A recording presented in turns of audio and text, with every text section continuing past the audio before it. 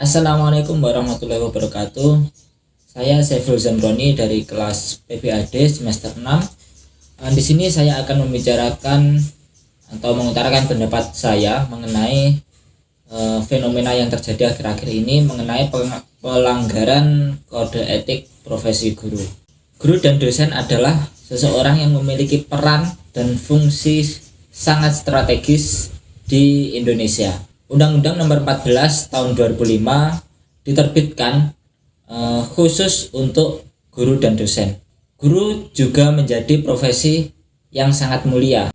Akan tetapi, akhir-akhir ini atau beberapa bulan belakangan, nama guru dan dosen tercoreng oleh segelintir orang yang diperhamba oleh birahi mereka sendiri. Fenomena yang muncul pada bulan-bulan yang lalu yaitu kekerasan seksual. Fenomena yang muncul pada bulan-bulan lalu yaitu adalah kekerasan seksual yang dilakukan oleh seorang guru atau dosen kepada siswa atau mahasiswanya. Terangkatnya fenomena atau kasus ini membuat Pak Menteri Pendidikan yaitu Bapak Nadiem Makarim harus mengeluarkan Permendikbud mengenai kekerasan seksual. Kali ini saya akan memberikan pendapat saya mengenai fenomena ini dan kaitannya dengan materi kita setelah UTS yaitu kode etik profesi guru. Yang pertama yaitu fenomena kekerasan seksual. Saya kutip dari Komnas Perempuan ya. Kekerasan tertinggi periode 2015 sampai 2021. Ada 67 kasus kekerasan seksual. Yaitu sekitar 87,91%. Kemudian kekerasan berbentuk psikis, diskriminasi ada 8,8%, kekerasan fisik hanya 1,1%. Perguruan tinggi menjadi tempat urutan pertama terjadinya kekerasan seksual di lingkungan pendidikan dengan 35 kasus rentang dari 2005 sampai 2021. Kasus ini terangkat pada bulan-bulan lalu setelah adanya seorang korban kekerasan seksual di lingkungan pendidikan berani mengutarakan dan speak up sehingga viral di media sosial. Hal ini juga membuat para korban-korban yang belum berani speak up yang sebelum-sebelumnya itu menjadi berani untuk juga ikut-ikutan speak up atau mengutarakan kegelisahannya di media sosial. Karena hebohnya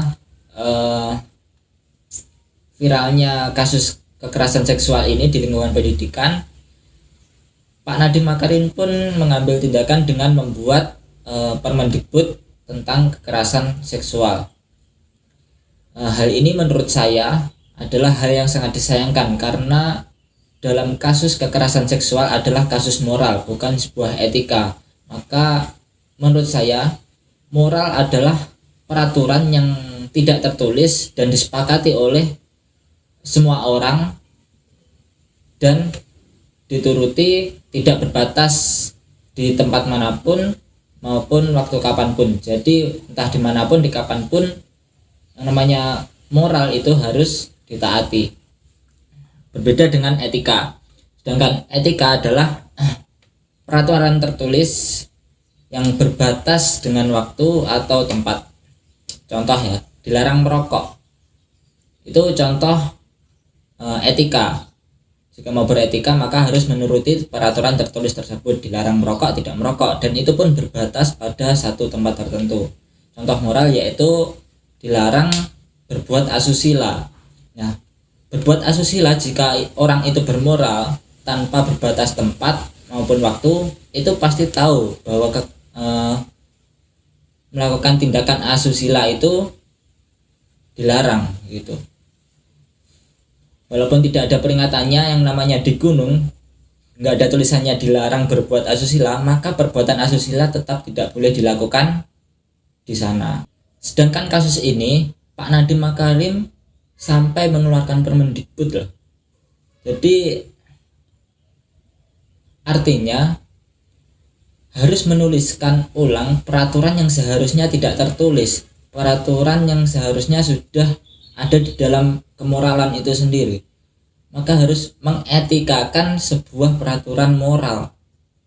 Artinya lagi bahwa orang-orang yang melakukan tindakan ini, kekerasan seksual ini di lingkungan pendidikan ini, mereka adalah tidak bermoral, padahal mereka adalah penyandang profesi yang sangat strategis dan harus dituntut keprofesionalannya. Dan artinya lagi bahwa mereka, seorang guru atau dosen yang melanggar peraturan moral ini, mereka tidak bermoral, mereka melanggar keprofesionalisan mereka, dan mereka melanggar kode etik profesi guru. Kemudian keterkaitannya dengan kode etik profesi guru, saya mengambil potongan slide yang beliau berikan, Bapak Fata. Ada slide kode etik guru terhadap murid. Disebutkan di sana ada peduli, membantu, melindungi, adil, orientasi kepentingan anak, dan tidak menyalahgunakan wewenang. Di sini yang saya sorot ada dua. Yang pertama yaitu melindungi. Pada kasus ini, guru atau dosen yang seharusnya melindungi anak didiknya malah menjadi seorang predator bagi mereka. Seharusnya guru atau dosen itu dituntut oleh kode etiknya di sana ya, terkait relasi dengan peserta didik. Mereka dilarang menggunakan hubungan dan tindakan profesinya dengan cara-cara yang melanggar. Yang pertama menurut saya yaitu norma sosial. Norma sosial jangan dilanggar. Yang kedua yaitu kebudayaan. Kebudayaan itu bisa menjadikan sebuah hukum. Karena itu. Yang ketiga yaitu agama, jelas. Yang terakhir yaitu moral. Dan ini termasuk dalam kategori moral. Di sini menurut saya guru-guru yang bertindak kekerasan seksual sudah melanggar kode etik guru yang telah saya paparkan tadi. Menurut saya yaitu menggunakan cara yang melanggar moral, yang seharusnya melindungi malah menjelma menjadi seorang predator. Ada lagi yaitu yang pada slide kode etik guru terhadap murid tadi, yang terakhir ada tidak menyalahgunakan wewenang. Tentu ya, korban pada kasus ini adalah seorang murid yang tentu jelas kalah wewenang dan kekuasaannya terhadap guru. Dengan itu guru menjadi semena-mena dan menyalahgunakan wewenang mereka. Di sini mereka atau korban tentu sangat tidak berdaya karena kalah wewenang dan kekuasaan.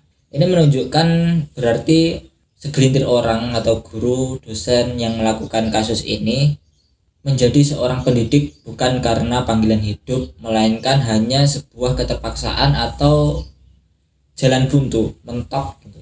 Padahal kan menjadi guru tidak hanya semena-mena ya udah saya menjadi guru, tapi dengan mengikuti serangkaian pendidikan khusus untuk seorang guru kan begitu.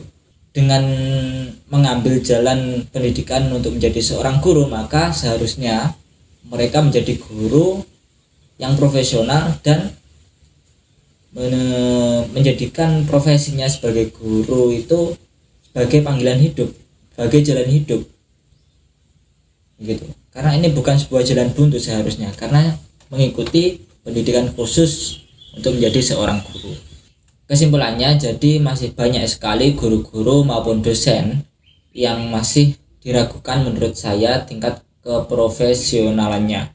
Dan ini menunjukkan bahwa negara kita benar-benar sedang terjadi krisis moral, tidak hanya pada anak mudanya tetapi juga orang-orang yang seharusnya dituntut untuk menjadi seorang profesional, yang dituntut menjadi seorang teladan, justru malah menjadi teladan yang tidak bermoral seperti ini. Walaupun begitu ya,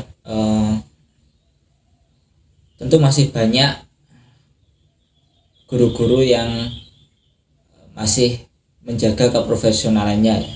Masih banyak guru-guru dan dosen-dosen yang masih konsisten di jalan profesinya. Tapi mau bagaimana lagi, nilai setitik bisa merusak susu sebelanga.